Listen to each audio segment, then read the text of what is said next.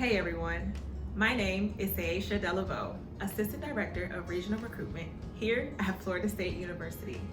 Thanks for tuning in as we share with you a few important updates about the 2020-2021 application year. To get us started, I'd like to introduce Haga Ferguson, our Director of Admissions, as she introduces a few changes in our application process, as well as a little bit about our incoming freshman class. Haga. Thank you, Saisha. Greetings from Florida State University and Tallahassee. I wish we were meeting in person, but COVID-19 happened, and so we're not able to do that this year.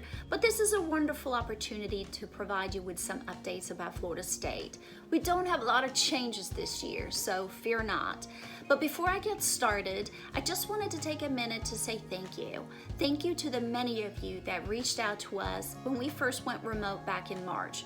It was a long, grueling summer, but because of your support and encouragement, we made it through, and now it's time for us to give back to you. So if there's anything that you need or we can help you with, please don't hesitate to reach out to us. Florida State University is located in the capital city of Florida, in Tallahassee, on 485 acres. Established in 1851 and recognized as the oldest site of higher education in Florida.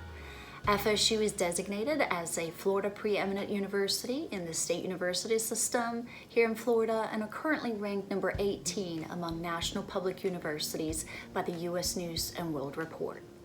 Approximately 43,000 students call FSU home, and roughly 33,000 of those students are undergraduates. We offer 297 academic and professional degrees, including medicine and law, and the College of Engineering.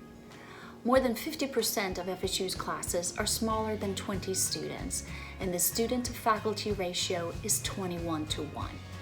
FSU has a 4-year graduation rate of 72%, which ranks among the top 10 of public universities in the country and number 1 in the state of Florida. Approximately 6,000 freshmen decided to make FSU their home this year, and we could not be more excited. This is a resilient group for sure, but they're also academically very, very talented. The average GPA for this student group was a 4.3 with the middle 50th in the range of 4.1 to a 4.5. The average ACT test score was a 30 with a middle range of 28 to a 32. The average SAT test score was a 1330 with a mid-range of 1270 to a 1390. Other factors that I think are very important that you are aware of and take into consideration as we are looking towards the class of 2021. 63% of our accepted student class for the 2020 had all A and B grades in a rigorous academic curriculum, an average of 9 AP, IB, A's, dual enrollment, etc. So clearly these students are listening to the advice that we're giving them by challenging themselves academically, by taking rigorous courses, but also being able to manage that successfully by earning A and B grades.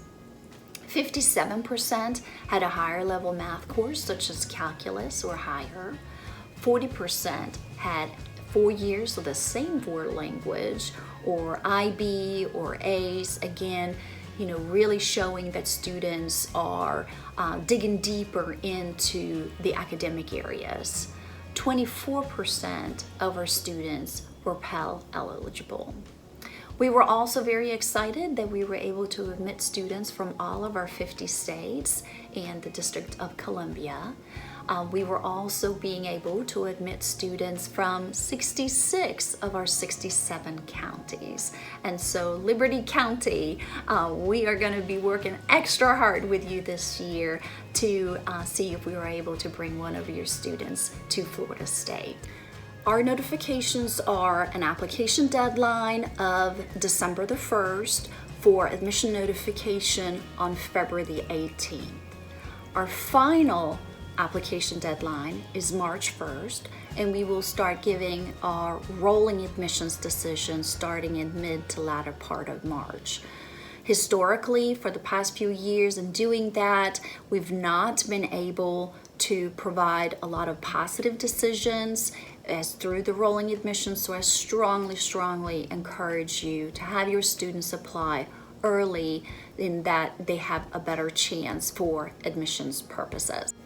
So what's new for the class of 2021? Well, our applications are all up and running. The 3 applications that we have available is the FSU institutional application, the coalition application, as well as the common application. All 3 of them are ready and available for students. We do not have an application preference, but we do ask the student only submit 1 application. A change to our application this year is the opportunity for students to indicate on any one of the 3 applications that they have an interest in applying to the University Honors Program. By checking this box on the application, they will be able to access a supplemental honors application that can be found on the student's application status check. The application status check is their portal to FSU. That's where they should be logging in on a regular basis and checking the status of their application. Do we have their self-reported student academic record? Do we have their test scores? Do we have their resume? Do we have the list of their activities of their resume? All of those things are available for the student to see through the application status check. And so as an applicant, we encourage them to go and check that out periodically. Everything is self-reported as it has been in the past. So students are completely in charge of their own application. We request that students submit the self-reported student academic record. And if you have not seen yet, we do have several videos on our admissions website, admissions.fsu.edu, that allows students to be able to do a quick tutorial on how to complete the SAR. So that will probably be helpful for some of you. The big elephant in the room, of course, is test scores. Are test scores required? Yes, test scores are required for any of the 12 public universities in Florida. The Florida Board of Governors Admission Regulation 6.002 requires students to submit an ACT or an SAT test score, and that is a requirement that all 12 of our public universities in Florida will have to adhere to. However, that being said, we recognize very much the challenges for students to being able to gain access to a testing site. And as a result, we have gone ahead and moved our deadline to December the 1st. Students will have the opportunity to take test scores either for the first time in December if they were not eligible to do that earlier, or retest in December. So for students, they should plan on submitting everything for a complete application by December 1st. And if you were testing for the first time in December, that's okay.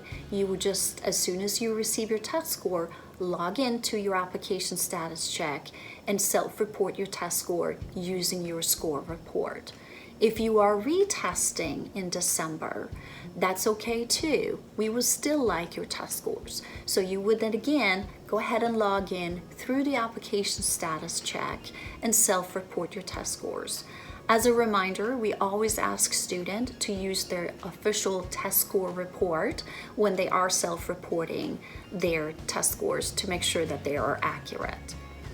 Same thing as a reminder of the self-reported student academic record. Please remind your students to go ahead and use their official high school transcript as they are completing the SAR. Accuracy is very, very important to us. It's also a reminder that through the application status check, there will also be supplemental application, as I mentioned, for the honors program, but there will also be for music, film, art, theater, and studio art for those that are seeking a BFA degree in that area.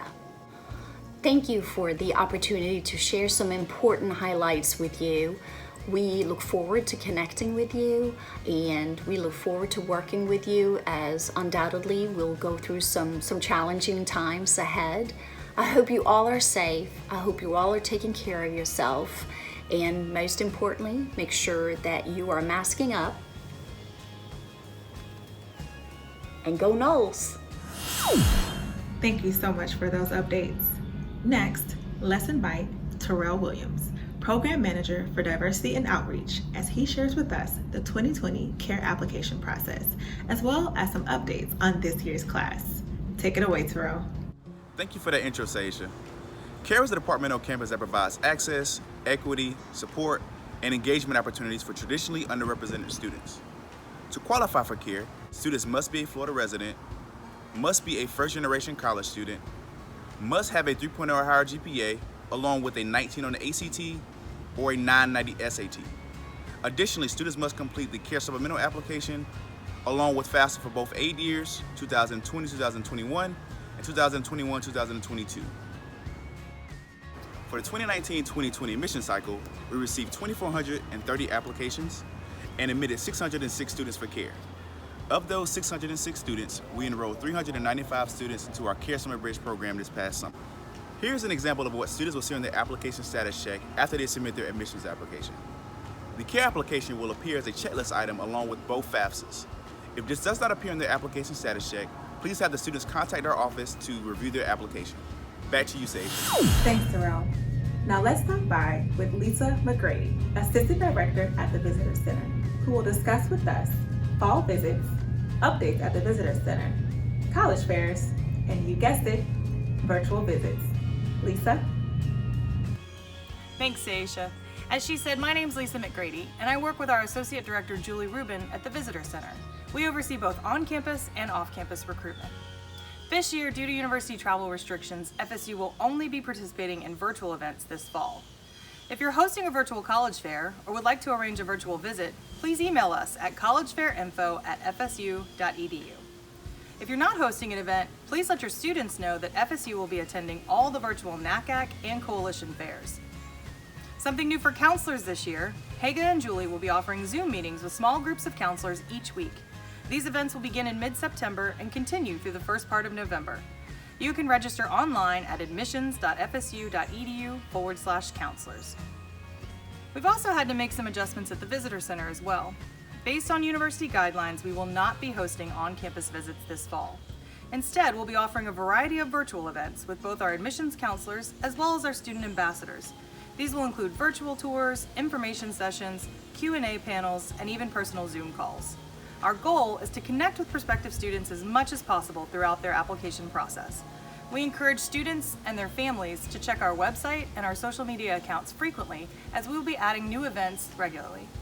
That's the update from the Visitor Center. Back to you, Saisha. As we conclude, we'd like to invite you to connect with us. Our team of dedicated staff is ready to help answer your questions. You may also email us at admissions@fsu.edu or simply visit us online at admissions.fsu.edu for a list of frequently asked questions or to join our listserv. Thank you so much for tuning in. And as always, go Noles!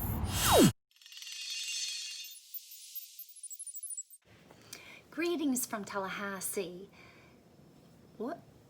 Whoa, that is some serious gray COVID hair right there. Thank you so much for those updates. Next, let's invite Terrell Williams, Diversity and Outreach. I done forgot the man's title, Lord have mercy. For the 2019-2020 admission cycle, we received 2,430 applications for... All right. Of those 606 students, we enrolled 395 students for our CARE Summer Bridge program this past summer. We encourage students and their families to check our website and our social media accounts. That's a lot of ands.